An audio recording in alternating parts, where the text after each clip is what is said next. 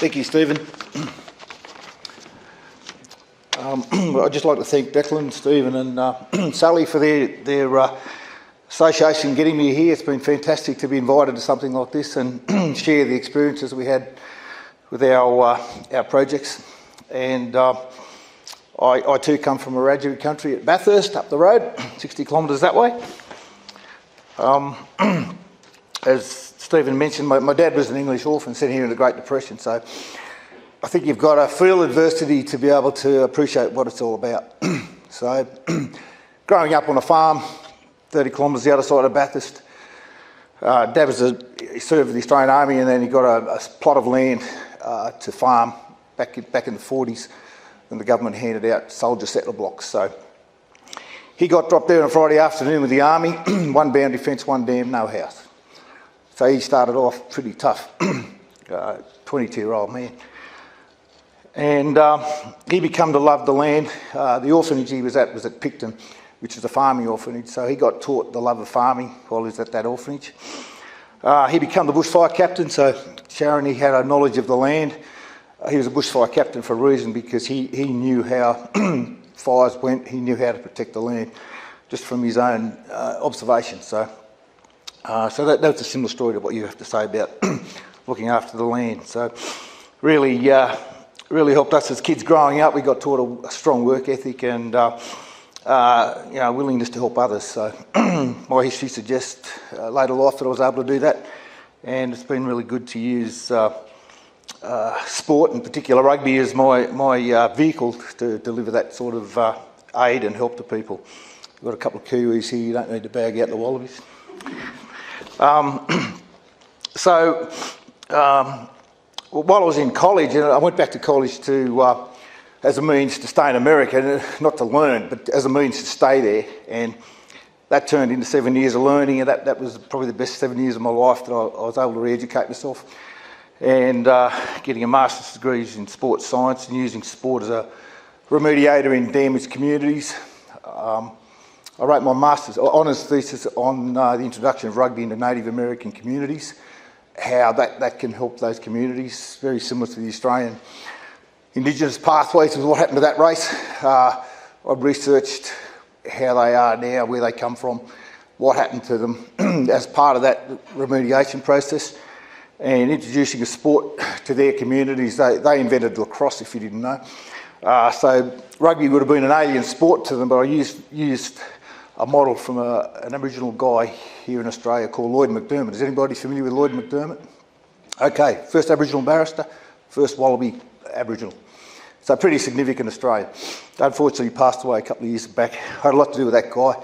I helped run programs with him, and we got Indigenous youth playing rugby that otherwise weren't getting observed or noted in the system. So a lot of those kids got brought into more institutions that provide better education and better access to rugby. So he was an incredible Australian, and my association with him was a lot to do with why I use rugby as a vehicle to help other people.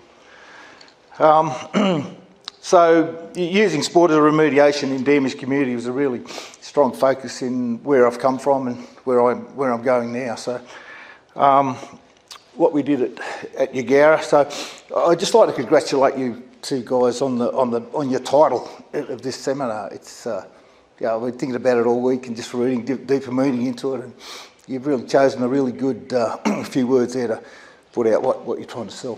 Fantastic.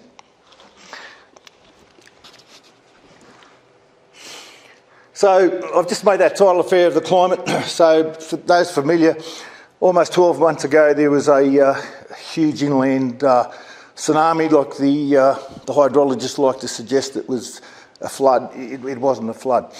So that was an out for the insurance companies. So 400 or 500 people got disadvantaged by a natural act of God that was no relation to a flood. It was actually a tsunami. I spoke to 300 people in that town, what happened that day, and to see, and I was in 150 of their houses. The survival stories, the speed of which that incident happened was unbelievable. People got 20 minutes warning, there's a 1.5 metre wall coming at them. Like, when has that happened in Australia before? So that actual dilemma was a lot of different causative factors, and I've got a slide here about Uni of New South Wales hydrologists that went up there.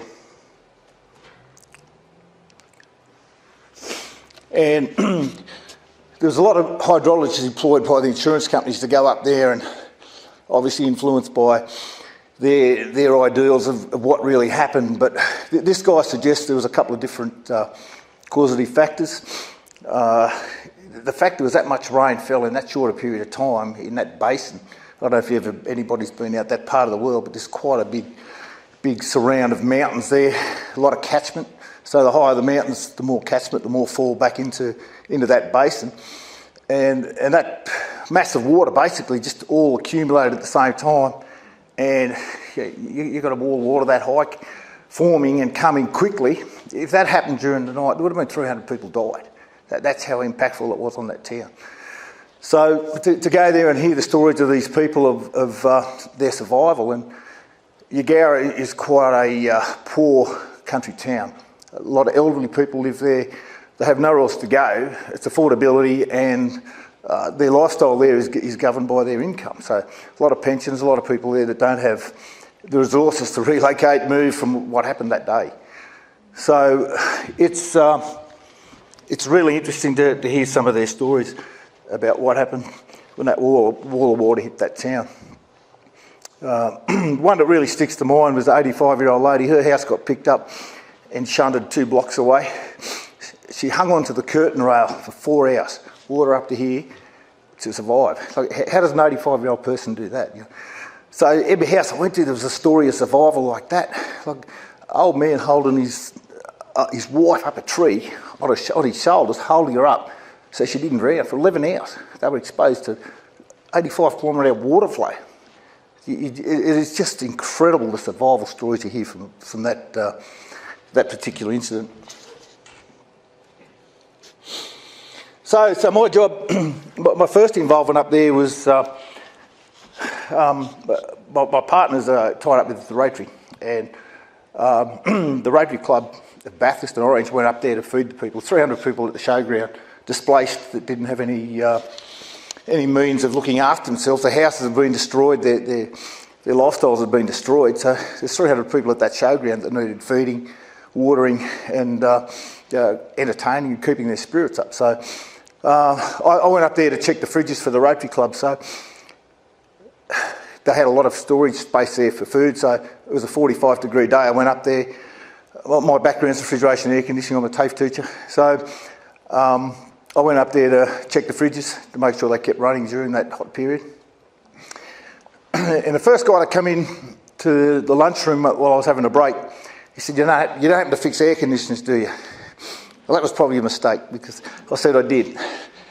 So that particular gentleman, he lost his partner. She was in the car, couldn't open the door, she drowned. And that was the first house I got to go to. I'll just bring up a picture of that if I can see it there. Yeah, Jenna. So she was one of the 2 victims that lost their lives in that town. So I was pretty emotionally charged going to that guy's house. So we came back next weekend with my son.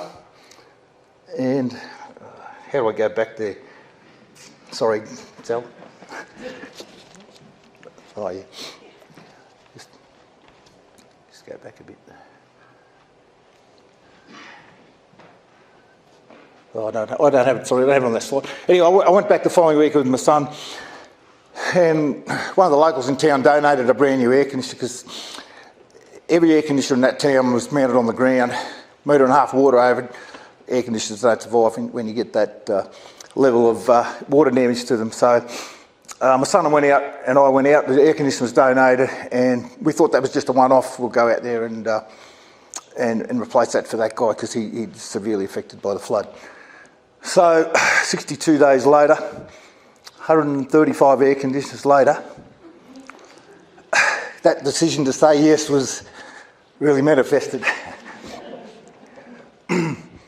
So that turned into a 6-month project. It was pretty lucky that it was over the TAFE holidays, and I spent pretty much that whole 8 weeks up there with, I got my apprentices coming up, so as part of their training you come up and help replace an air conditioner, install an air conditioner. I'll give you some credit for that when it comes to doing the real thing.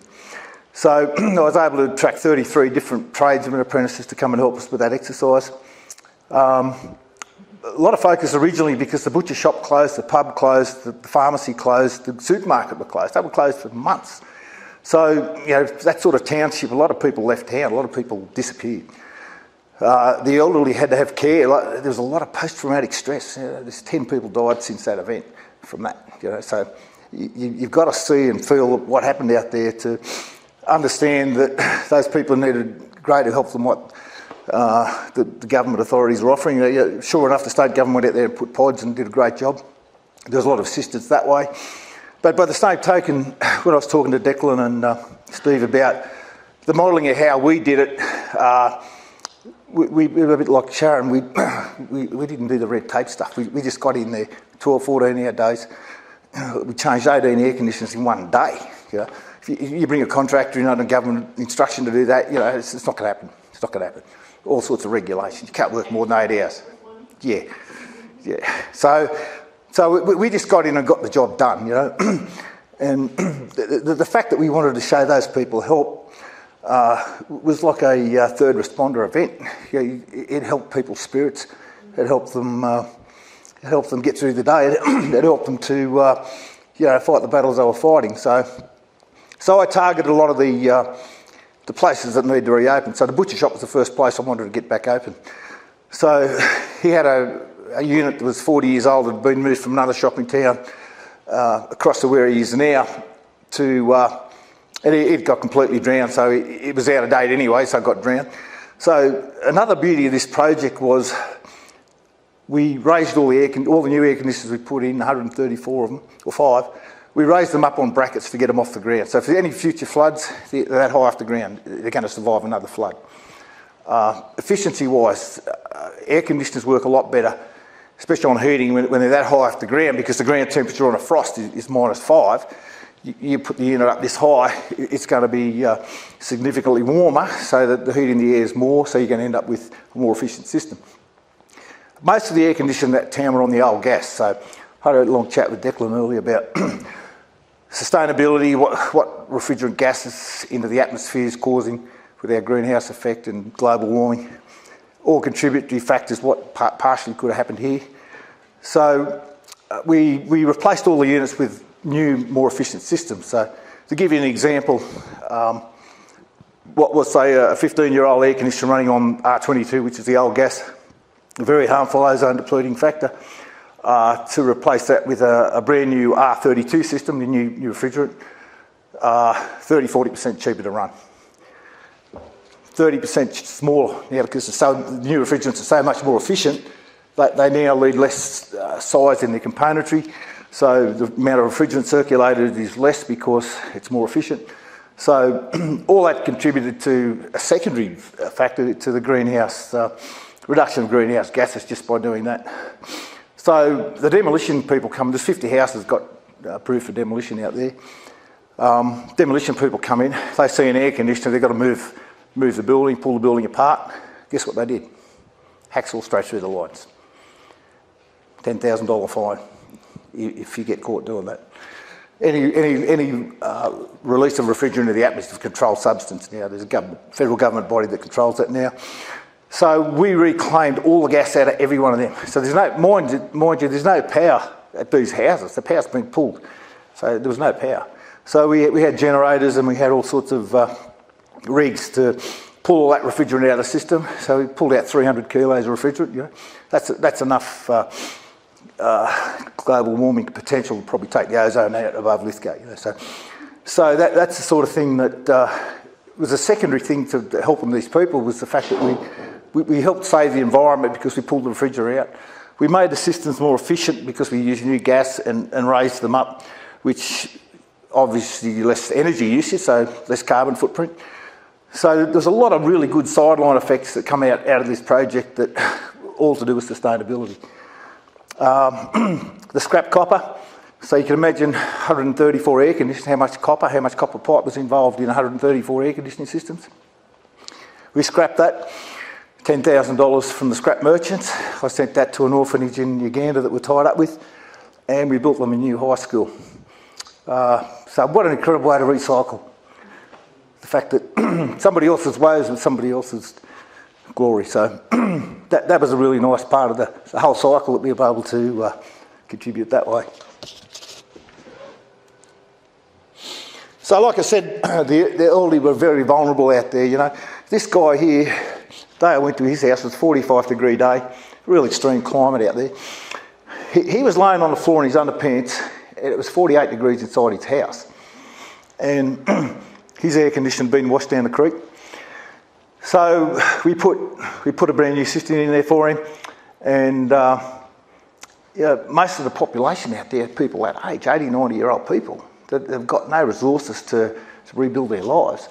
So seeing that sort of thing just made you keep coming back. So we did so many older people like that got the benefit of a new air conditioner. So as far as the systems go, the Rotary District in Bathurst, well, a benevolent fund that looks after this whole region, 9705, the guy from Rotary saw what I was doing, and he wrote me out a cheque for $40,000 to buy units. So that's an incredible contribution from Rotary. I've got 1,000 mates that are in the trade. Like I said, they come up and help me do the installations and the changeovers. I had people from Bathurst ringing me up wanting to donate fridges, washing machines, second-hand air conditioning units, kitchens, 10 kitchens. I took 10 kitchens up there. People pulled a kitchen out, we took them up there, they reinstalled them. A lot of people, just local people up there, just come and help me whenever I needed help. We were able to, the other TAFE teacher that works with me, he came up and coordinated the electrical, so I've got a lot of switchboards back working. There's people without power for 4 or 5 months. So you're trying to exist without power. It's not an easy task. So all that sort of thing was really great that I was able to call on my trade network, but also a rugby network. I ring up a rich mate, say, listen, mate, I need $5,000 to buy some air conditioners. So they write me out a cheque for $5,000. So all up with everything that got donated, I took 35 double trailer axle loads of furniture, fridges, washing machines, TVs, you name it. People were so good and that's the power of social media, that we were able to have all that donated. Every Friday after work, I'd spend 2 hours loading that trailer, and I'd drive to Ngurra. All those people really appreciate it.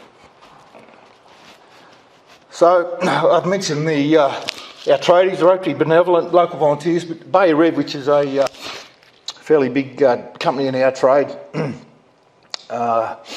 read what we were doing somewhere online and offered me to supply the air conditioners at a 50% discount to normal price.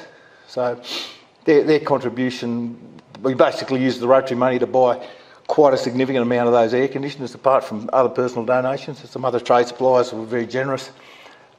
We probably had 20 or 30 air conditioners donated just by individuals, people that wanted to contribute. So, there's a lot of good things coming out of it as far as people helping out on this adventure. That was my son on the right there. He came up, that was the first one we installed for Tim. And that's where it started. The week after, Tim rang up with a list of 30 people that needed air conditioners. So that turned into 134, and like I said, 62 days living in that town, you get to know the people, you get to know how they're feeling, and what the benefits are to help them. So it was a really good learning curve for all of us guys. So as far as the reporting goes, incredible exposure. When you do something like this, the exposure was unbelievable. I had 2GB contact me, Ben Fordham, got me down on Easter show life in the Sydney Royal Easter, and interviewed me about what we did out there. and then he proceeded to give me a 5 nights accommodation in the Accor hotel around the world as a thank you for helping those people, which was really nice.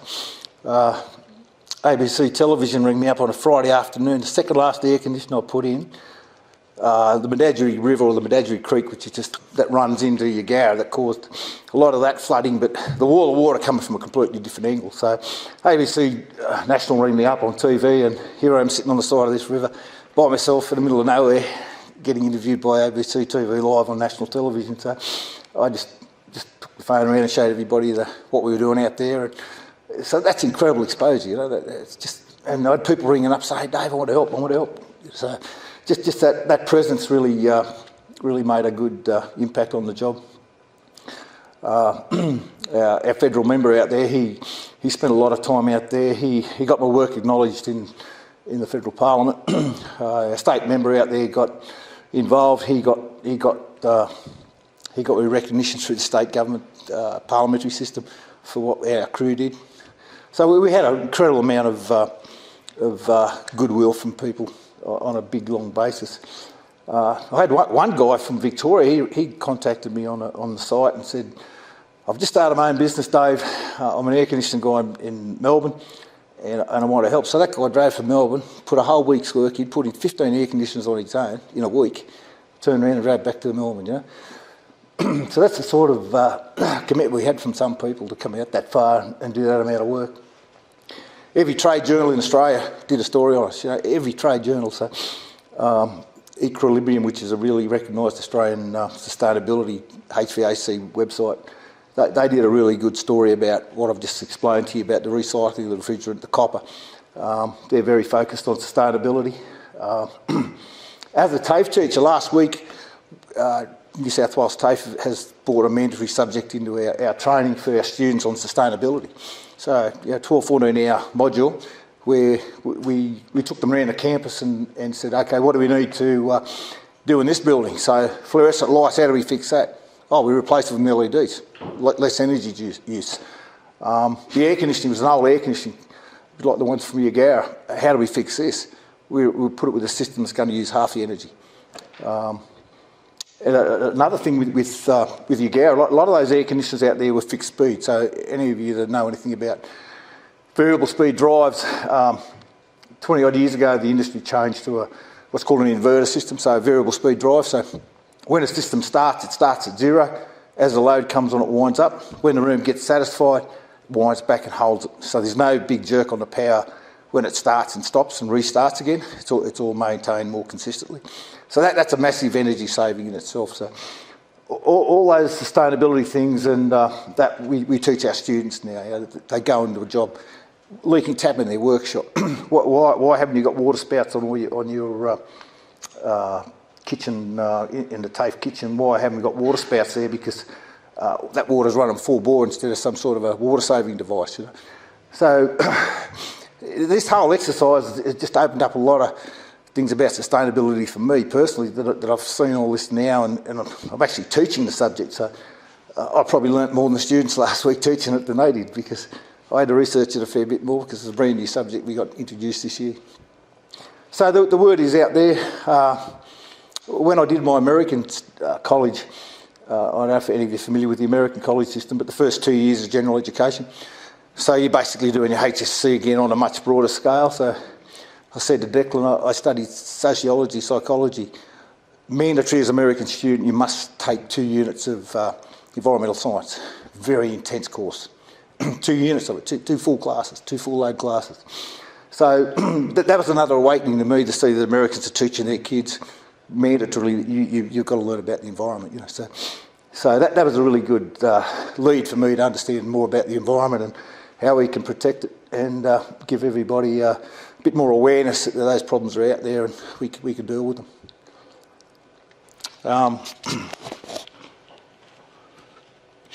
Yeah, so that's pretty much it all in a nutshell. It's been a great learning curve for me, and being able to help people, inadvertently through what we did was a really good third response type sideline to the whole effect. So So the community's getting back on its feet out there. Like I said, the government's provided pods. So some of those people will die in their pods. You know, they don't have the money to rebuild their houses. You know, they don't. So they'll stay in those pods till they die. You know, which is sad because they don't want to leave town. They've got nowhere else to go. So that's their life. So, but the pods are comfortable. They're air conditioned, hot water, everything they need in them. But it's sad that a lot of them won't ever go back into their homes. So that's a bad sideline from the whole event. All right, so any questions, guys? Did anybody hear about that on the news, about the severity of that event? Yeah. It was one of the most devastating things I've ever seen. I've never seen the power of water do what it did that day. You know. So November 14th is 12 months since that happened. So there's still a lot of damage out there because of it. I guess I just want to say well done and thank you for everything you did. It's an amazing story. I'm from Queensland and I hadn't heard of this incident, but we had several years ago something like a tsunami out in the west of central Queensland. And I was actually wondering what are the causes of the tsunami or this flooding, this particular type of incident, and do you think it's going to happen again? Well, I think that's part of what the brief says for this conference. Trying to make our future better by being more aware of what causes that sort of thing. And I think unreported rainfall was a big issue in that event. There was so much, there was 8, 9, 10 inches of rain that fell that Sunday night. And it just all fell in the one area. And all the surrounding areas that feed into that water system, it just copped a whole lot at once, you know, which is unusual. You'd think you'd get a trickle first before you get water coming in your house. The water was coming at this height from the first go. So it relocated houses, it just ripped the foundations out from houses, and 50 houses got condemned because of it. And probably another 100 are virtually unrepairable. So yeah, it's quite significant what happened. Yeah, several years ago in Lithgow, which is west of Brisbane, it was a tsunami and it wasn't just flooding, it was terrifying. Yeah. It killed many people and did similar destruction. That's why it's horrible to know that it's happened there as well. Thank you. Yeah, no, it's not hard when you see the plight of those people. I only had to go back once and I was there for 62 days later, so... And we're working 15, 16 hour days in 45 degree heat. It's probably the most strenuous thing I've ever done in my life. But you walk into the club there at 9 o'clock at night and there's 10 beers lined up for you. Food's cooked for you. So they looked after us, the locals really looked after us. It's incredible how they looked after us here. Have you thought about, like, from that journey at Ngurra, like as a local person from the area, you watch that on the news and you just kind of go, how can this be happening? But from the positive side of it at the end of it, like the good news story at the end of it, have you thought about expanding on providing that service beyond, like, you know, beyond the Ngurra flood? Like, is there a way, have you thought about, is there a way of getting the government initiative or some sort of way, an avenue where you can set up a program that could, like a bit of a pilot program maybe, and throughout the whole region, like we're in a bushfire affected area here, so for me, like in this area, you're getting smoke affected. So, you know, people's air conditionings and things like that, like I live with an inverter. So when the fires are on, smoke and ash, and you walk outside and that's all you're sucking in is smoke and ash, you've got to get inside the house to get away from that. And if you're lucky enough to have an inverter to change the air quality, is there a way, have you thought about expanding on that initiative or bushfire affected areas too? Yeah, well, it's funny you say that. I read an article last week. I'm having issues, like, not issues, but conversations with the electricity mob now, because recently they've changed the meters, and that's been a rough journey. Yep. Like no hot water since the new meter, to the point where I'm telling the electricity mob you can cut the power off, I don't want it, I'm not going to do about it. And then for me, like, because I've got solar, electric, hot water, but at the moment it's a bit sick because of this stupid new meter that don't function properly, and they're taking away off peak. But I'm thinking,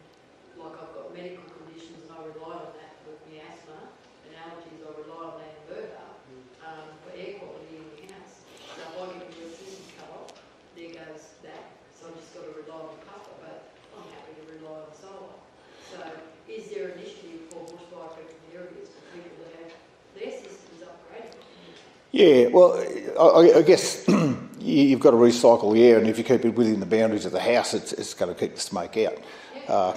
That's always good. But I read a really good article last week about how many fans are there in Australia? Like fans on air conditioners, like fans on big central plants that run skyscrapers. So those big fans, there's an initiative out now where they're going to put a carbon filter on the inlet of that fan. So the air's drawn through a carbon filter. That carbon is liquefied into a hydrocarbon fuel, and every single big fan in Australia could collect that energy source. So it's amazing technology what they can do with it, and probably not down to like a small fan that big on a house, but certainly commercial buildings where you've got big large fans that are sucking air anyway. Why not use that energy to filter carbon out of the atmosphere? So that's the sort of thing that's on the horizon. And Declan's and I had a good talk about all the different improvements in our industry to help the environment. So. And I think too, like, if there's an initiative set up where people in the communities can be supported, because not everybody can just afford to upgrade their air conditioners. Not at all. None of those people out there could afford to do what we did for them. Yeah. Regardless, people just can't afford to just keep up with things like that. Yeah. So that's where government, we've got these natural disasters coming on us. So part of the healing for communities is fixing those minor things. Yep. And, yeah. So, there's a heap of possibilities there. Like air quality in Australia now is a crucial thing. Like you think 30 years ago, nobody had air conditioning, did they? So with all these different airborne problems we've got now with diseases and hay fever and sinuses and everything else, air quality is super important, especially with people with respiratory problems, So there's a big push to make sure everyone's looked after that way. Yeah. Yeah, so part of what you just asked, awareness, making people aware that models like we did at Ngurra, and I think this is part of what these guys are researching, is we didn't go in there with any red tape, we just went in and got the job done, and that's... and the other people I didn't mention was the Church of Scientology. They've got a natural disaster global unit. So they turned up there in hundreds of people turned up with bright yellow trucks. Church of Scientology, they didn't go there to sell their agenda. There was no influence from what they tried to sell their religion to us. They went out there with trucks, loaders, bulldozed people's backyards, ripped out fences, thousands and thousands of hours of contribution.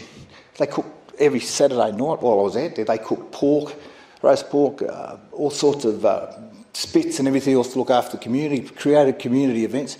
They're unsung heroes. Nobody saw what they did out there. And they did more work than the SES, I can tell you that. They did some incredible work. So that's a volunteer organisation, and I spoke to a lot of those people. They'd flown in from all over the world. They donated a week of their time to a disaster relief somewhere in the world. They flew in there. One guy I was talking to from Miami, he had a really wealthy jewellery chain in Florida, and he just flown in for the week. Yeah, I do this every year, once a week. I go to a disaster somewhere in the world. So Scientology's got that whole arm of disaster relief. It's incredible. Yeah, so you had to be there to see what they did to understand their input.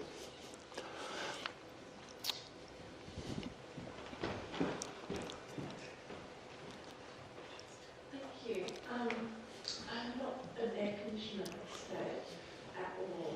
On the outside of that. But it's well known that air conditioners are a huge concern in terms of energy consumption and impact on climate change. Absolutely. And I'm wondering about the research into that, and if there are opportunities, because I just got an ad just from social media of the Conyers, and it's like a portable, and it's so much more energy efficient, and it's tiny, and it's easily transportable. You're looking into other technologies, because there's things that the pictures we saw, they're like thousands of dollars. Yeah. Like, and they're huge. Like we replaced, like I said, 135 systems, and probably an average of $2,000 a system. That would average out what they cost. So the trouble is, Australia's building big houses. You look at what we've built in the last 10 years: 4-bedroom houses with a study, a media room, ridiculously big houses. they take a lot of energy to heat them. So that in itself is environmentally irresponsible. Yeah, because you've got to heat the house. When the kids leave home, you're heating a house, 30 square house for 2 people. You know? So there's a lot of technology now where you can just heat one room at a time. So you've got a multiple head system where you've got an outside unit. You might have 4 rooms with 4 units on the wall. So if you're only using your bedroom overnight, you run that bedroom overnight and the system runs at 25%. Turn the bedroom off during the day and you're running your kitchen living area, it might be running at 70%.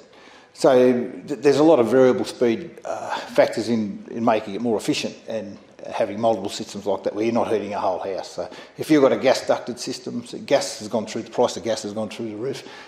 A mate's got a 4-bedroom house, his gas bill for last winter in Bathurst was $2,000 for the quarter. Yeah, up $500 on last year, same amount of usage. So gas used to be a good alternative in climates like Bathurst, Lithgow and Oberon, places like that. But the price of gas now is equivalent with electricity. So either way, it's a really tough thing to heat your house now with either method. So solar is probably the only offset you can get to help your energy cost is use solar. A lot of people put solar on there just to run their air conditioners. So they're stopping use on the grid for that reason. Yeah. You mentioned that you, thank you. You mentioned that you were able to move in without red tape, that whole official, unofficial response. Yeah.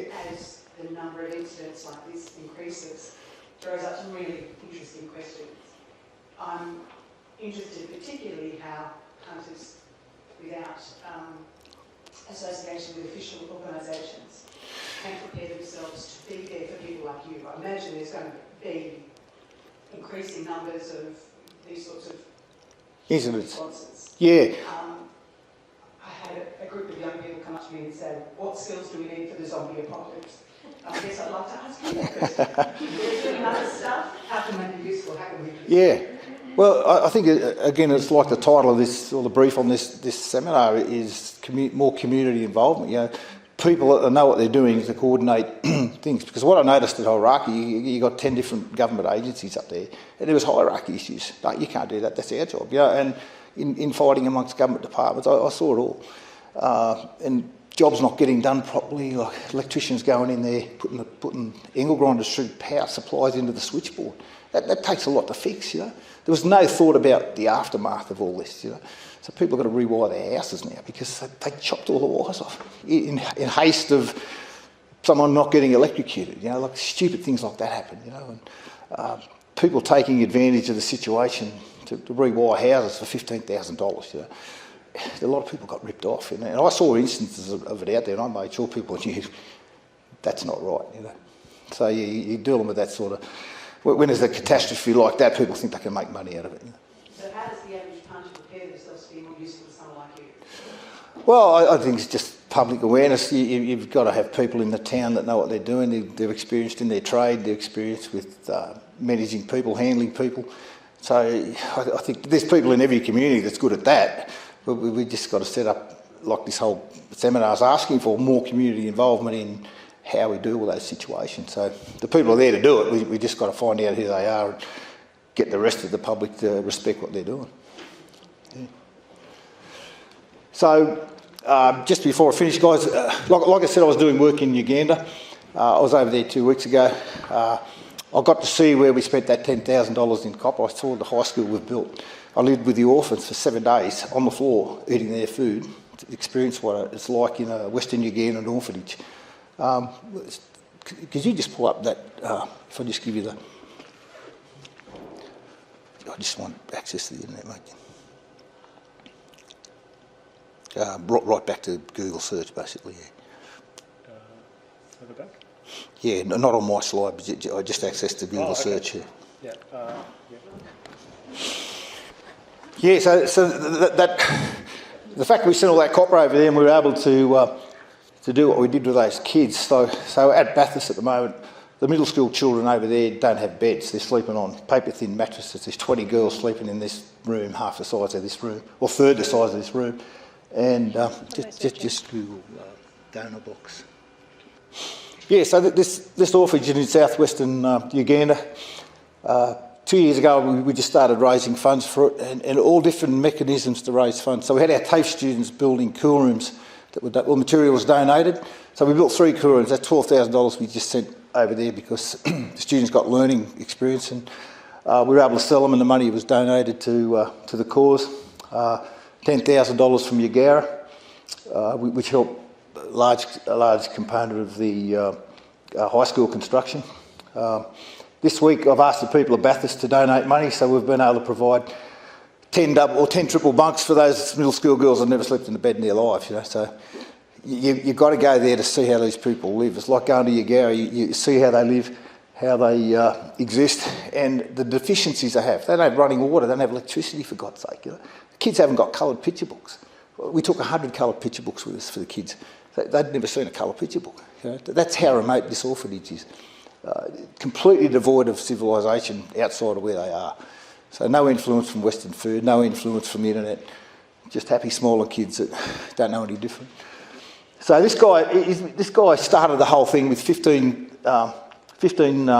orphans in one little building half the size of this 10 years ago. So there's now 400 kids at that orphanage, and he no computer, no notebook, he's got it all up here. He runs that whole orphanage from up here, coordinates all the share farmers on the orphanage plot, work 4 hours a day for him to grow food for the orphans, the other 4 hours a day they grow food for themselves, and that whole share farming arrangement drives the food service for that whole orphanage. So we're trying to get an eco project started for them because there's an incredible opportunity there for ecotourism. So every type, this is right on the equator runs through this place.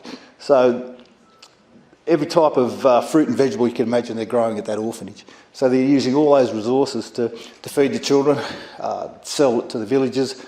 They've got 15 teachers. Last year they had 30, or the year before. COVID hit. It cost a bunch of bananas went from $2 to $10. So, you know, we think we're doing it tough. What's an orphanage going to do when their food triples in price? You know, there's weeks where they go starving, those kids. So we've been really able to, having gone there, make a list of projects we want to help them with. I want to build a sporting field for them because I introduced rugby to them the first time. They've never heard of rugby. They've never seen a rugby ball. I've never seen a bunch of kids take to that sport like they did. They just enthralled with it. And I'm sending information over to the coaches and to everybody to how they can learn it better. So we want to build a sporting field for them. The girls are very timid, so we thought netball's probably more a better sport for them as far as their adaptability to that sport. The green school or the high school we built for them, it needs water, it needs solar panels, it needs electricity to run the lights, and they don't have any of this stuff. So just lighting for the blackboards, you know, chairs, crafts for the kids for their craft side of the high school stuff. So there's so many different things they need. So we're just little steps at a time, fundraising projects to help them, and a focus on sustainability for them so that, you know, they can exist into the future without having to rely on donations like they do now. All right, thanks very much. Spread the word too, guys. Any of you guys that would like, I love doing this sort of stuff, coming to speak about all this sort of thing. So any of you guys in the academic field that would like me to come and speak at your institution, feel free. Excuse me.